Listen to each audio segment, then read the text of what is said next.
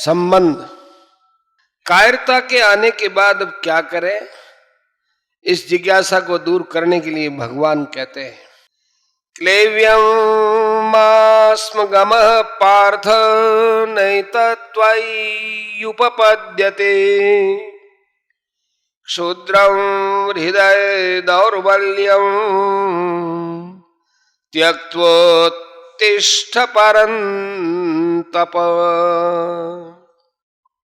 हे पृथानंदन अर्जुन, इस नपुंसकता को मत प्राप्त हो, क्योंकि तुम्हारे में यह उचित नहीं है। हे परंतप, हृदय की इस तुच्छ दुर्बलता का त्याग करके युद्ध के लिए खड़े हो जाओ। व्याख्या। पार्थ माता पृथा अर्थात कुंती के संदेश की याद दिलाकर अर्जुन के अंतःकरण में क्षत्रियोचित वीरता का भाव जागृत कराने के लिए भगवान अर्जुन को पार्थ नाम से संबोधित करते हैं।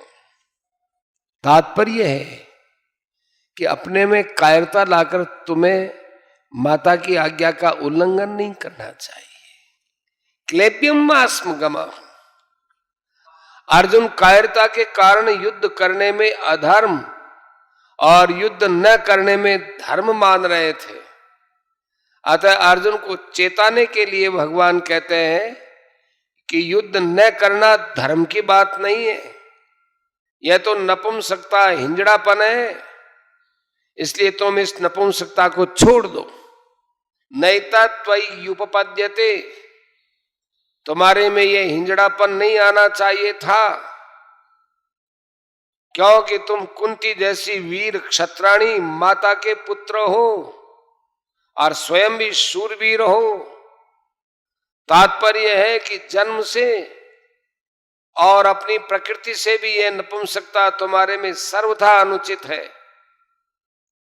परंतप, तुम स्वयं परंतप हो, अर्थात शत्रुओं को तपाने वाले हो, भगाने वाले हो।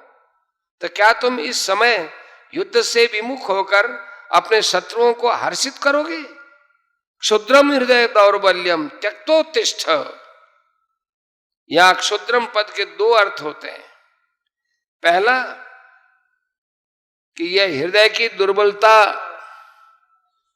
तुच्छता को प्राप्त होने वाली है, अर्थात मुक्ति, स्वर्ग अथवा कीर्ति को देने वाली नहीं है।